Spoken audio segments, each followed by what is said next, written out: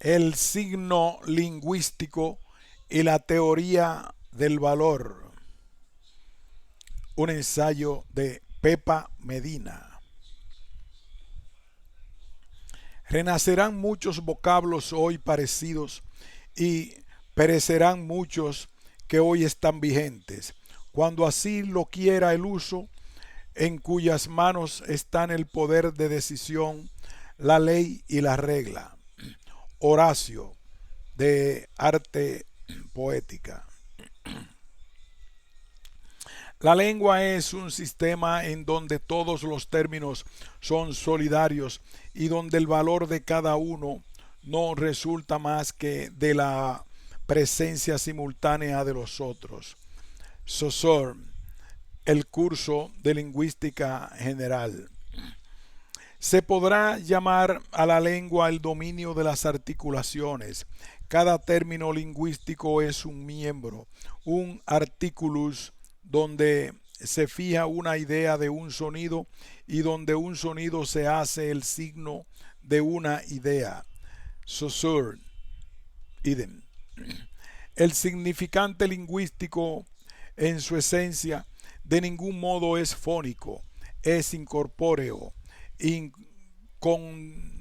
constituido no por su sustancia material, sino únicamente por las diferencias que separan su imagen acústica de todas las demás. Este principio es tan esencial que se aplica a todos los elementos materiales de la lengua, incluidos los fonemas. Saussure, curso de lingüística general. Según la interpretación tradicional del texto de Horacio escrito en el epígrafe, expresa una proposición sobre la lengua pensada en términos distintivos y significativos, pero sujetos al cambio en la medida en que una lengua recibe en forma de discurso y se inscribe en los sujetos hablantes que serán capaces de usarla y transformarla.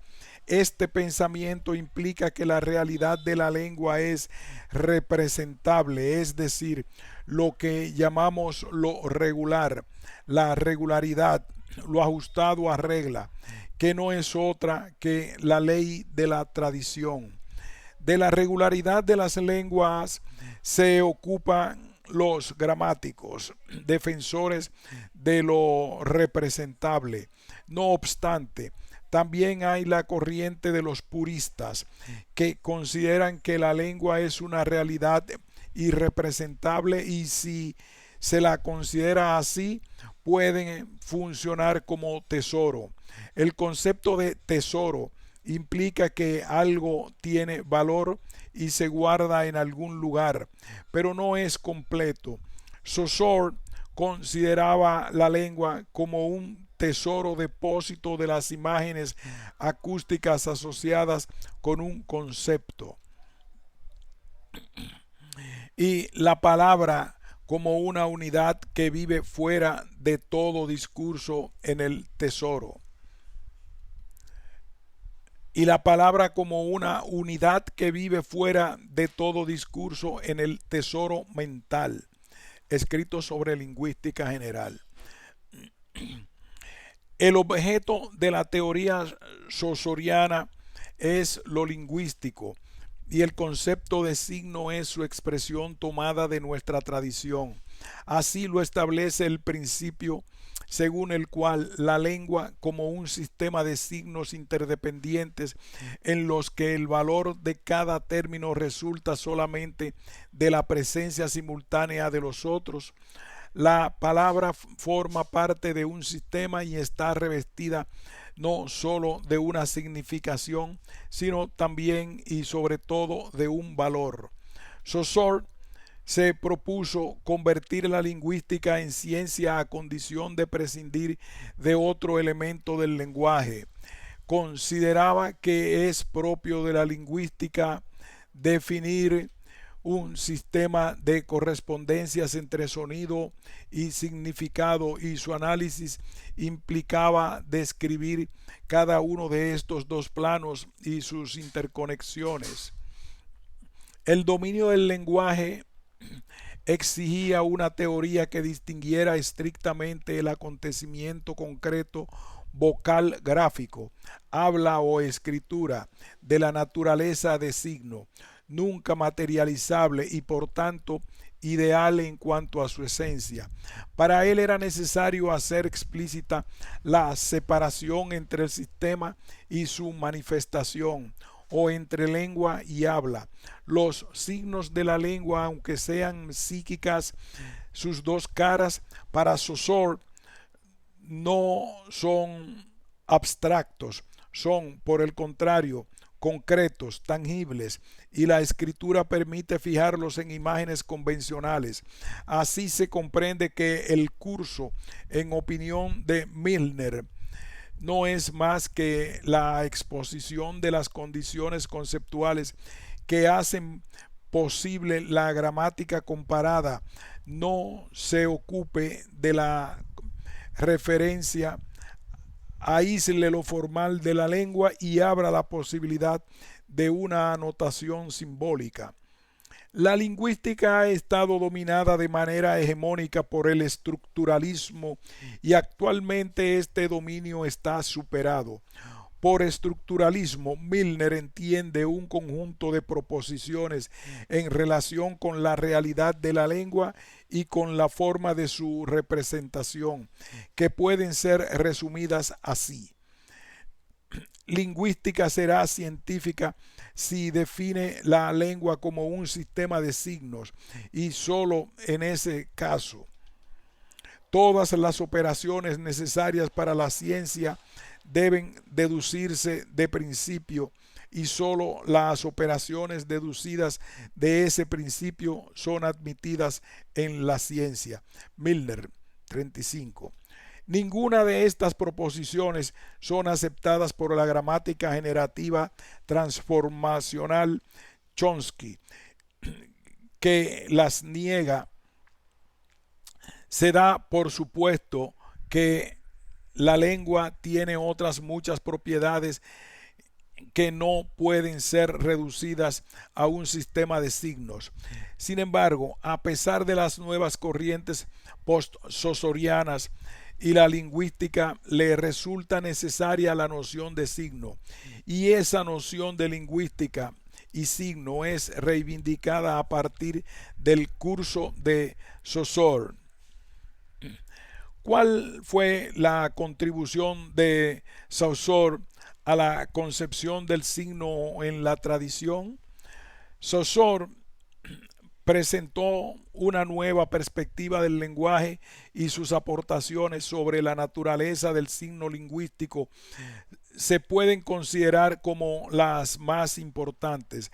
Así lo estima Jacobson, quien piensa que su principal aportación consiste en su teoría del valor como puramente opositivo, relativo y negativo a los elementos fenoménicos, tesis que será revisada por él y que retomaré en el último apartado de este trabajo.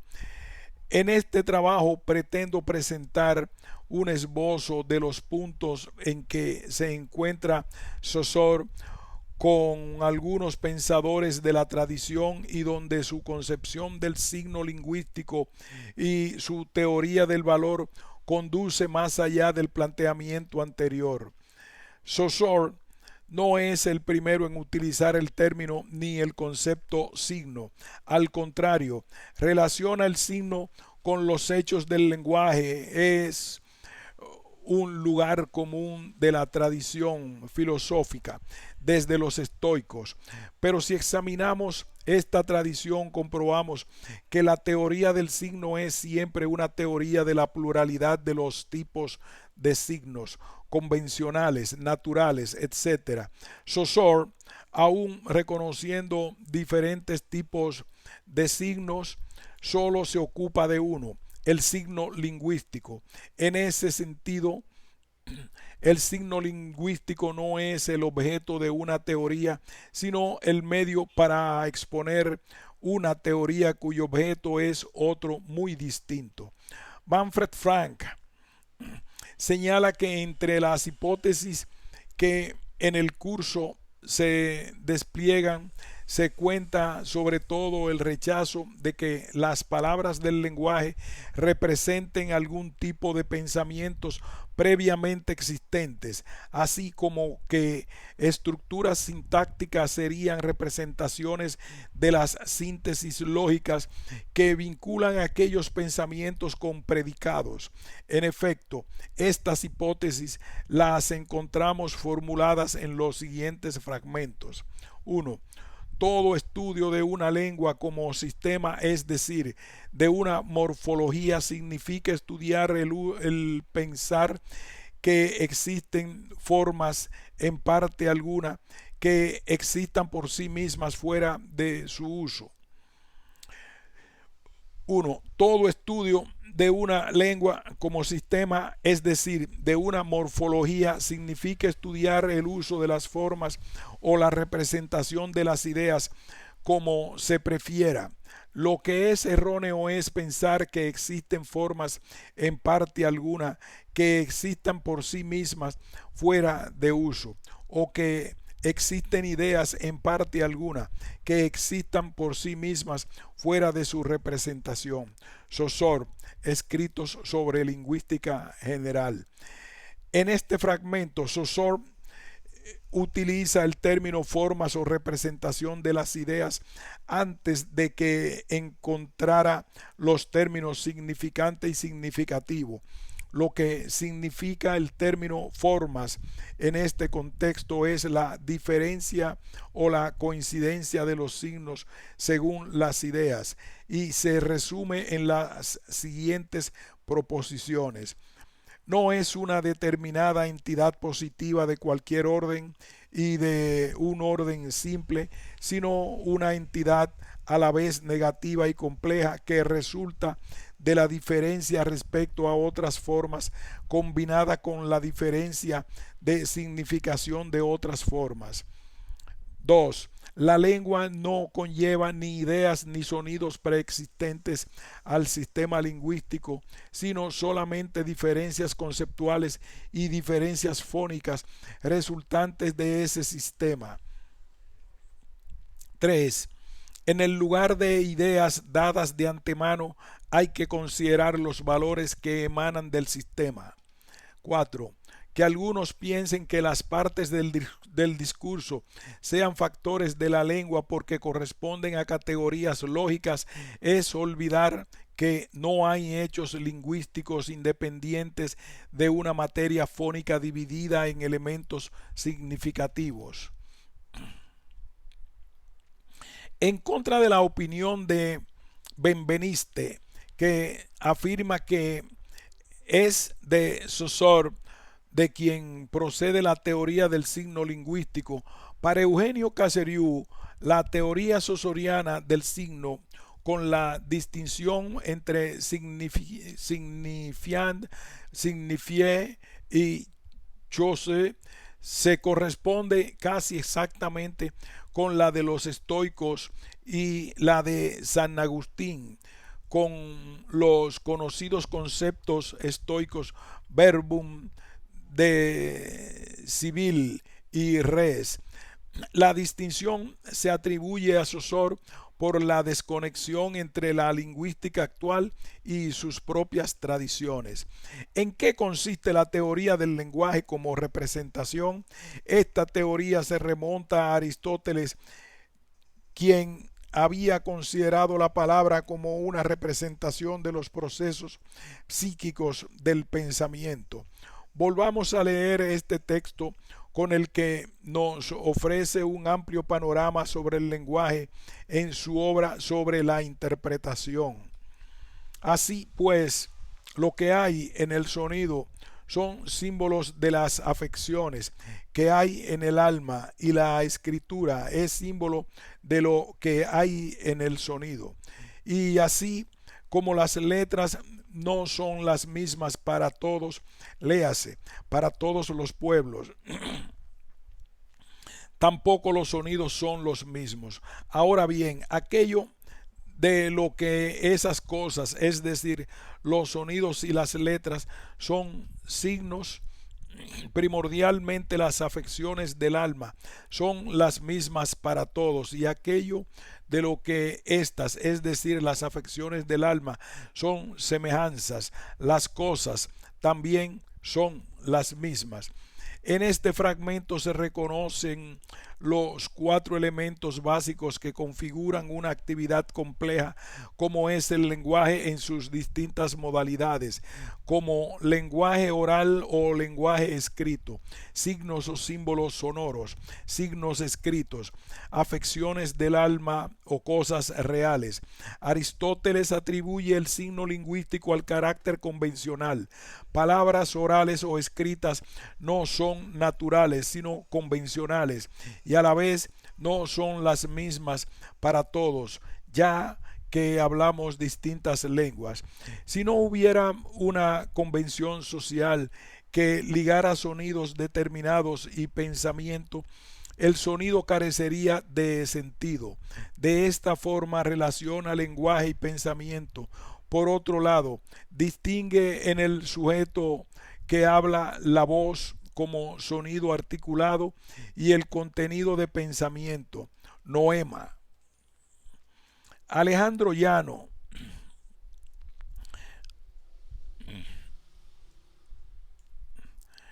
Alejandro Llano, en su comentario de este fragmento de Aristóteles, señala que Aristóteles entiende el signo como representación, como una forma mental que está por otra real, en la medida en que guarda relaciones de semejanza con ella. Según Aristóteles, las representaciones tienen la misma naturaleza que las formas reales de las cuales son representaciones. No es que primero conozcamos los conceptos y después las formas o naturalezas que los conceptos representan. Lo que es importante distinguir es la diferencia entre relación semántica y relación representativa, pues no son equivalentes.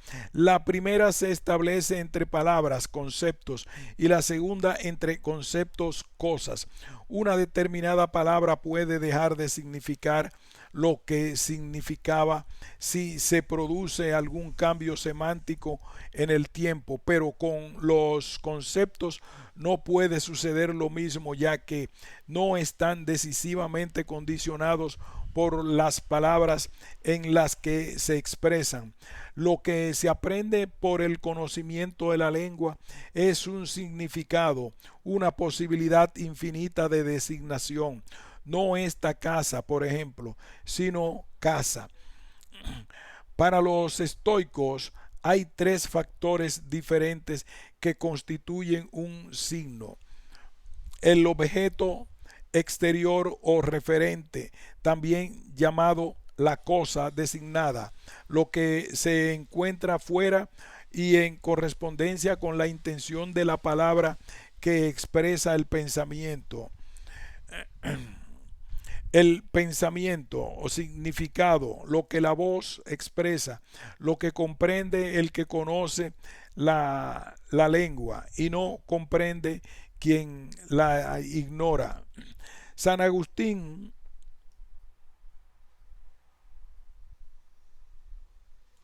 San Agustín recoge de Aristóteles esta concepción del signo, así como de los estoicos, y lo desarrolla en muchos lugares de su amplia obra, pero es en el diálogo de Magistro donde aparece una síntesis de los problemas relativos al signo y al lenguaje expresados ya en los escritos anteriores. El signo es el instrumento de una actividad ontológica que podemos llamar pensamiento, semiosis, y recurre a términos calcados del griego, el signum. Por ejemplo, debe estar formado por el signans y el signatum. Este par de conceptos solo fue adoptado por Saussure hacia la mitad de su último curso de lingüística general, tal vez a través de la noología de H. Gompers.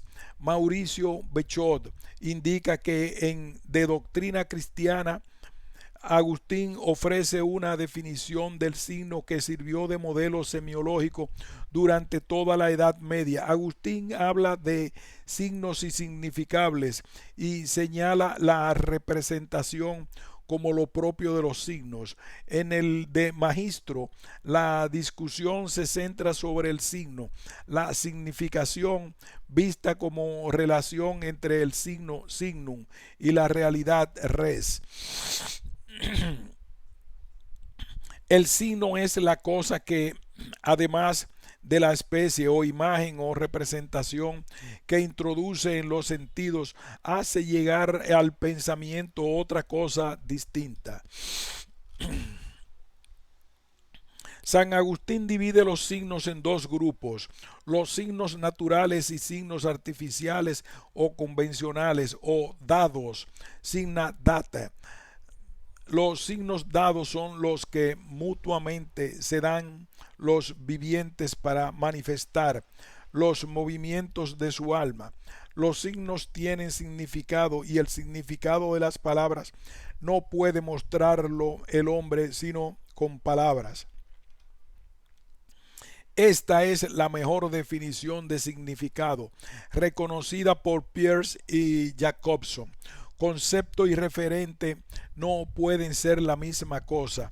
Es evidente que como hay objetos en el mundo, también hay términos para designarlos, y esos nombres con los que se designan los objetos son distintos en cada lengua. Saussure hace observar que no hay un solo objeto material al que se aplique exclusivamente una palabra, pero se pregunta hasta qué punto la idea que une un significante, por ejemplo, sombra, corresponde a un hecho material determinado, y para él estas dos series de investigación no competen a la lingüística.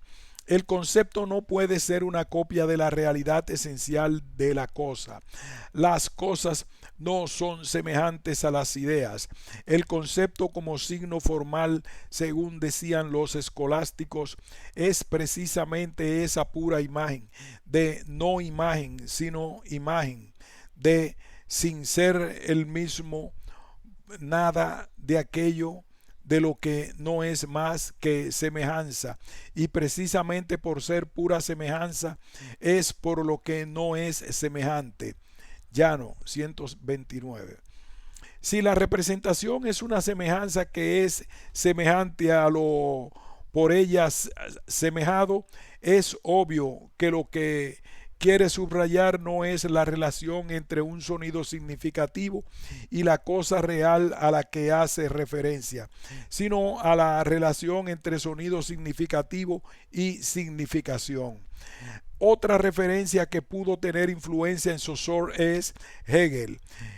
Según lo han señalado lingüistas como Caseriu y Konrad Koerner, en lo que se refiere a la naturaleza del signo y a la escritura concretamente, hay un estrecho paralelismo entre la enciclopedia y el capítulo primero de la primera parte del curso de lingüística general, que lleva por título La naturaleza del signo lingüístico. Hegel define el signo como una cierta intuición inmediata que representa un contenido enteramente otro que el que tiene de suyo. El concepto es un contenido que la intuición expresa como símbolo.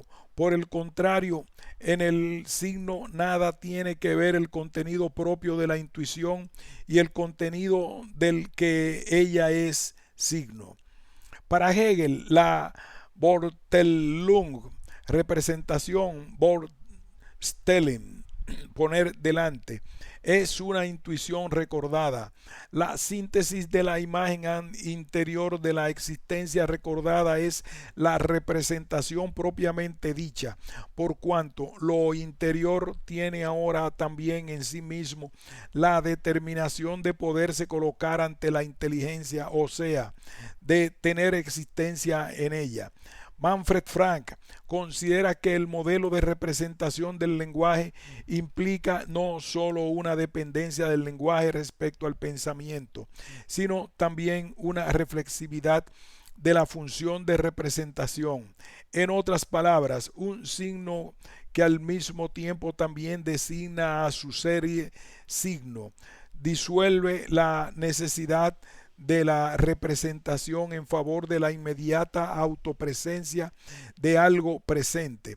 Saussure se desmarca de la concepción de la palabra como una representación de los procesos psíquicos y del pensamiento y propone una visión invertida con la tesis según la cual el mundo no sensorial de los pensamientos se constituye como resultado de las diferenciaciones y asociaciones en el ámbito de lo sensorial fónico. Pasemos a continuación a centrarnos en el pensamiento de Saussure respecto a cómo delimitó el campo de la lingüística, indicando así cómo debía proceder el lingüista. En opinión de Milner, Saussure no es quien funda la lingüística en el sentido de hacer llegar a la existencia una configuración inédita antes de él. Para Saussure, la lingüística existe, es la gramática comparada. El problema es que ignora lo que la hace posible en el sentido kantiano. Para que la lingüística como ciencia sea posible, es necesario distinguir los fenómenos de las cosas en sí. Así se obtienen parejas como lengua, lenguaje, sonido como flujo, sonoro, sonido, como significante, la idea o el sentido significado, etc. El carácter esencial del objeto de la lingüística impone a los que trabajan en ese campo el estudio de un conjunto de realidades que denominamos lenguas, es decir, lenguas hace suponer que se puede agrupar, pero también se pueden distinguir entre sí.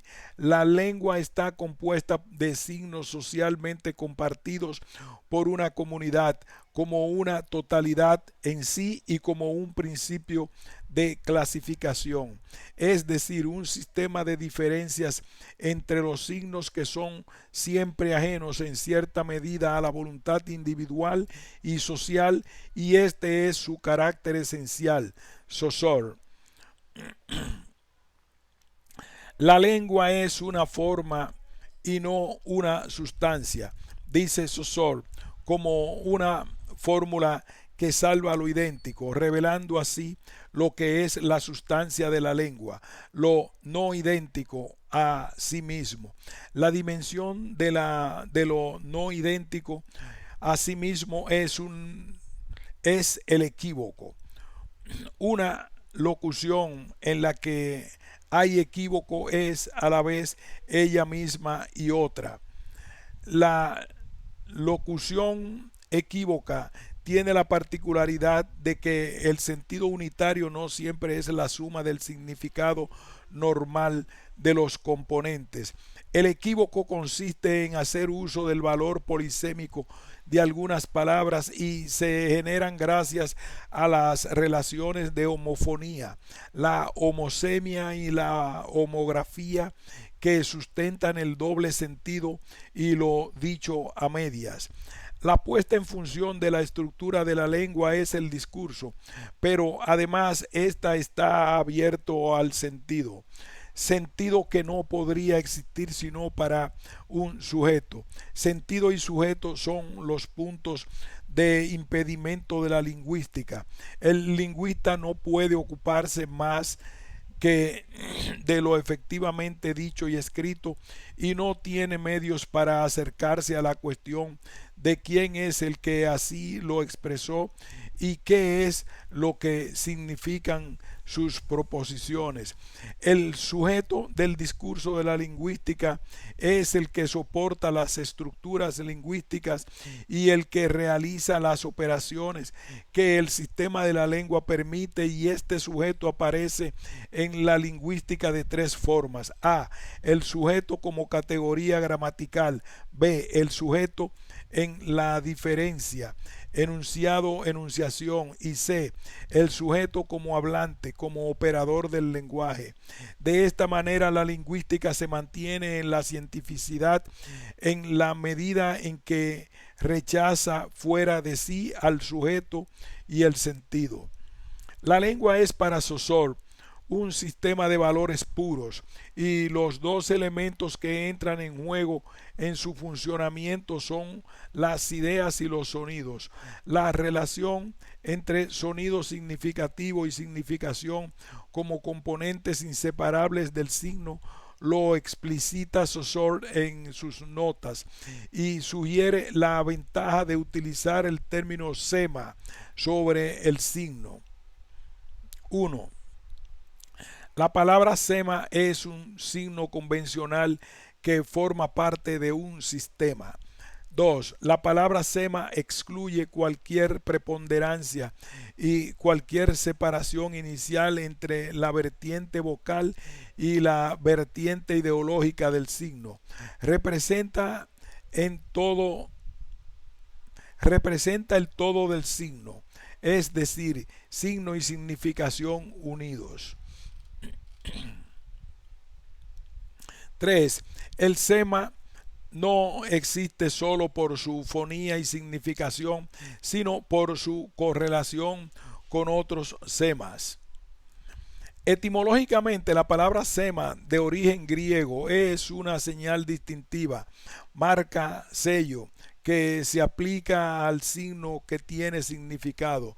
Para Saussure, los signos o semas y sus relaciones son los que estudia la lingüística, y se les puede llamar entidades concretas de esta ciencia. Sin embargo, a pesar de la importancia de las unidades, consideró que era preferible abordar el problema por el lado del valor, porque ese es para él su aspecto primero. A continuación, establece los principios que presiden toda la cuestión. 1. El signo lingüístico está constituido por un significante y un significado. El significante es la huella psíquica del signo. En su esencia no es fónico, es incorpóreo y constituido no por su sustancia material, sino únicamente por las diferencias que separan su imagen acústica de todas las demás. Entiende por significado el concepto o también la idea de la palabra. Saussure, escrito sobre lingüística general, declara que el signo lingüístico no une una cosa y un nombre, sino un concepto y una imagen acústica. Afirma que la naturaleza del signo es arbitraria porque no tiene en el significado nexo ninguno natural en la realidad. No hay ideas preestablecidas ni nada es distinto antes de la aparición de la lengua. A la inversa, el espíritu no acoge más forma sonora que la que le sirve de soporte a una representación identificable para él, y si no la rechaza como desconocida o extraña. El significante y el significado, la representación mental y la imagen acústica son pues las dos caras de una misma noción. El significante es la traducción fónica de un concepto. El significado es el correlato mental del significante. Esta relación constituye la unidad del signo lingüístico. Propone conservar la palabra signo para designar el conjunto y reemplazar con concepto e imagen acústica respectivamente con significado y significante para señalar la oposición que los separa, sea entre ellos dos, sea del total del que forman parte. Para Derrida, de la gramatología, página 61, la imagen acústica no es oída, es lo oído, no el sonido oído, sino el ser oído. 2. La entidad lingüística no está determinada más que cuando está deslindada, separada de todo lo que la rodea en la cadena fónica. Estas entidades deslindadas o unidades son las que se oponen entre sí. A esta afirmación Jacobson se opone.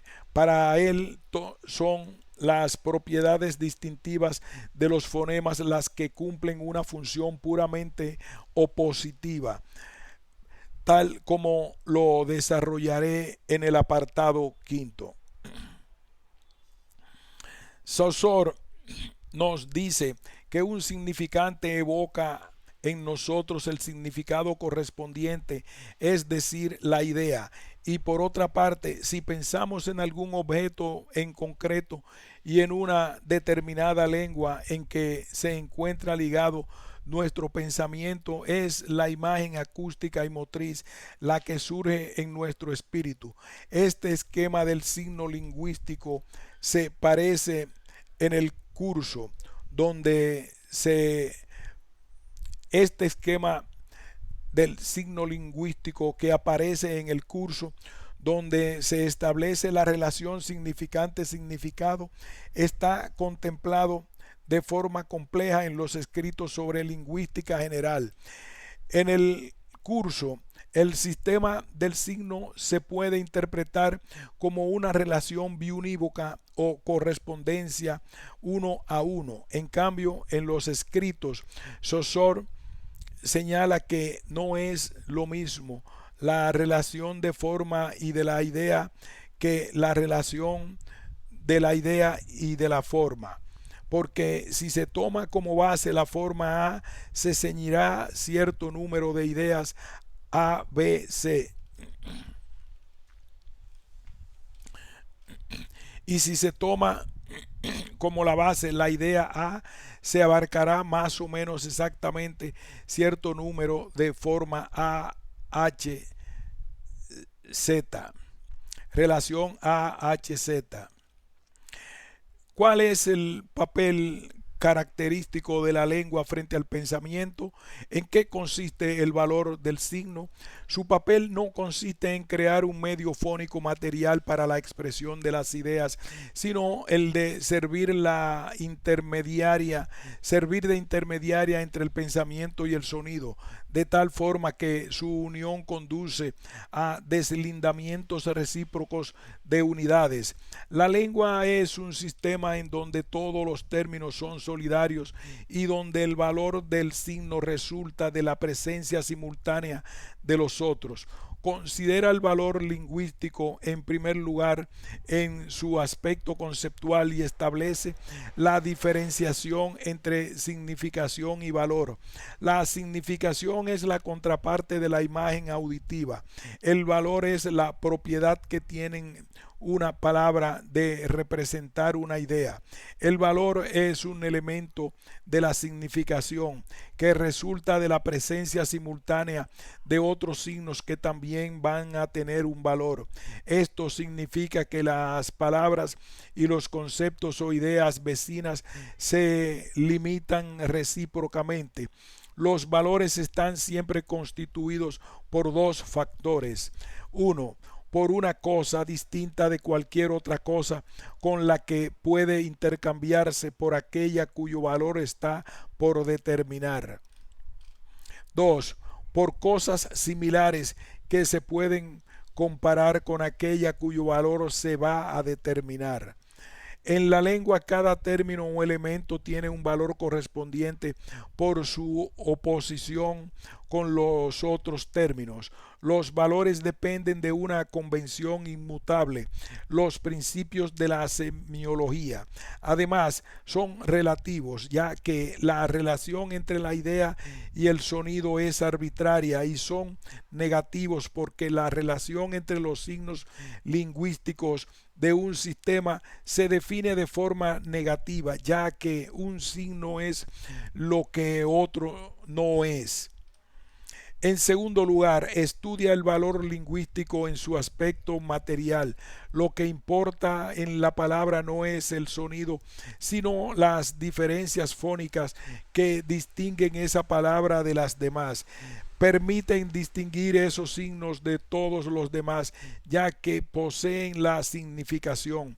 Ahora bien, Saussure establece que aunque los dos planos en el significante y el significado tomado cada uno aparte sean puramente negativos y diferenciales, su combinación es un hecho positivo, puesto que lo propio de la lengua es justamente el mantener el paralelismo entre esos dos órdenes de diferencias. El carácter negativo del signo lingüístico, expone Mittelman, instala un intervalo entre la imagen acústica y concepto, de modo que el sentido conceptual de una expresión queda aplazado hasta no conocer los demás términos que se van añadiendo a la cadena. Así pues, la correlación entre significante y significado no es directa, está mediada desde fuera por el enlace actual de los significantes en una cadena fónica o gráfica. No hay sentido fijo. Por ser una variable dentro de un contexto gramatical, es este contexto el que las carga de contenido. El significado de un significante es siempre provisional y puede ser modificado retroactivamente por nuevos significantes que se añaden a la cadena. La subordinación del significado al valor plantea dificultades para la articulación entre el lenguaje y el pensamiento. Este supuesto de la arquitectura saussuriana es el que Jacobson desmantela mediante el análisis del fonema. Quinto, Jacobson se muestra en desacuerdo con la idea de Saussure de la lengua como sistema de oposiciones sin términos positivos. Piensa que esta unión entre los sonidos y los sentidos es evidente, pero la estructura de esta unión no se ha sido sometida a ningún estudio sistemático. Sabemos que la cadena de sonidos es el soporte del sentido, pero se trata de saber cómo los sonidos cumplen esta función, y la tarea del lingüista es estudiar las funciones que cumple el fonema en la lengua. Se trata de encontrar los cuanta de la lengua, es decir, localizar el menor elemento fonológico cargado de valor significativo. Los sonidos provistos de un valor distintivo llamados fonemas son los sonidos capaces de diferenciar las palabras. Esta idea de fonema de la idea de lo que es distintivo en el sonido es de Baudouin de Courtenay. La tarea que planteó a la lingüística consistía en hacer el análisis de las relaciones entre las representaciones acústico-motrices y las significaciones léxicas y gramaticales. A Saussure y su escuela le debemos la segunda noción para el estudio funcional de los sonidos, la noción de relaciones entre los fonemas, o sea, la noción de sistema fonológico, y es mediante el análisis del funcionamiento de los sonidos y en la lengua que se puede establecer el sistema de los fonemas de una lengua dada, tarea de la que se ocupa la fonología. Ahora bien, ¿Cuál es la diferencia entre el fonema y las entidades lingüísticas construidas a partir de él? Puede decirse que el fonema sea un signo. Jacobson considera que en la definición actual del fonema es su valor lingüístico el que toma mayor relevancia por la función que cumple en la lengua, y se pregunta en qué se distingue el fonema de los otros valores lingüísticos, ya que éste ocupa un lugar particular. La palabra es una unidad semántica y, por el contrario, el fonema es una unidad semántica con una significación cero. El valor lingüístico de cualquier fonema en cualquier lengua no es sino el poder distinguir la palabra que contiene ese fonema de otra, toda palabra que idéntica a ella en los demás aspectos contenga otro fonema. El significado de un fonema es su valor diferencial que éste realiza de forma distinta en todos los contextos en que interviene. Un fonema significa un conjunto de posibilidades de diferenciación entre significantes y no un contenido conceptual fijo. Esta función diferencial es lo lingüísticamente relevante en el sonido articulado y lo que justifica la inclusión de imágenes acústicas elementales en un sistema de oposiciones lógicas, el llamado sistema fonológico. La lectura de Jacobson distingue entidades lingüísticas de distinto nivel y reserva el fonema la definición que Saussure tiende a aplicar a todas ellas: entidades opositivas, relativas y negativas.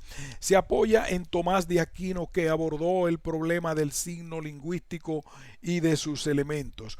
Comprendió que en el caso del fonema se trata de significantes convencionales que sirven para significar, pero que a la vez tomados en sí mismos no significan nada. Los fonemas oponen un valor únicamente diferencial, por lo tanto un valor puramente negativo, lo que no distingue de todos los otros valores.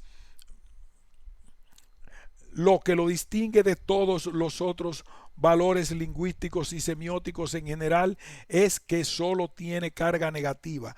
Leamos la crítica de Jacobson. Saussure comprendió el carácter puramente diferencial y negativo de los fonemas, pero en lugar de extraer de allí las consecuencias que se imponían para el análisis de fonemas, generalizó apresuradamente su conclusión, buscando aplicarla a todas las entidades lingüísticas. Llegó a afirmar que hay en la lengua solo diferencias sin términos positivos. Jacobson reconoce la tesis saussuriana, según la cual los fonemas son entidades opositivas, relativas y negativas, y trata de extraer sus consecuencias. La lengua es el único sistema compuesto de elementos que son al mismo tiempo significantes y vacíos de significación. El fonema es, pues, el elemento específico de la lengua. El valor lingüístico de los fonemas son las diferencias que sirven para distinguir a las palabras. Los fonemas también ellos son entidades de dos caras, pero su especificidad consiste en que la distinción de los fonemas comporta solo una única diferencia concreta y fija. Esta diferencia interviene sobre el plano del significante, mientras que sobre el plano del significado está dada solo una simple posibilidad de distinguir las significaciones. El fonema se descompone en propiedades distintivas y es cada una de las propiedades distintivas y no el fonema lo que es una entidad irreductible y puramente opositiva. Todo signo lingüístico se encuentra situado sobre dos ejes: el eje de las simultaneidades y el de las sucesiones. El fonema es la unidad lingüística menor de dos ejes. Las propiedades distintivas se dividen en una clase de propiedades inherentes que disponen del eje de las simultaneidades y una clase de propiedades prosódicas que interesan solo al otro eje, el de las sucesiones. El análisis de las cualidades distintivas del fonema conduce a Jacobson a renunciar a uno de los principios o características del signo lingüístico descritos por Saussure, el carácter lineal del significante. El análisis del sistema fonológico también le hace revisar otro principio, lo arbitrario del signo. Jacobson recoge la objeción de Benveniste a Saussure, que considera que el lazo entre el significante y el significado no es arbitrario, sino necesario. Dicho de otro modo, el lazo entre la serie de los fonemas y el sentido es necesario, pero la única ligación necesaria entre los dos aspectos es la asociación que reposa sobre la contigüidad, por lo tanto sobre una relación externa, mientras que la relación que reposa sobre la semejanza, sobre la relación interna, es sólo facultativa. Ella se manifiesta sólo en los márgenes del léxico conceptual, en las palabras onomatopéyicas y expresivas, pero la cuestión de la relación interna entre los sonidos y el sentido de la palabra no se cierra ahí. Fin de este ensayo. Barcelona, junio 2015.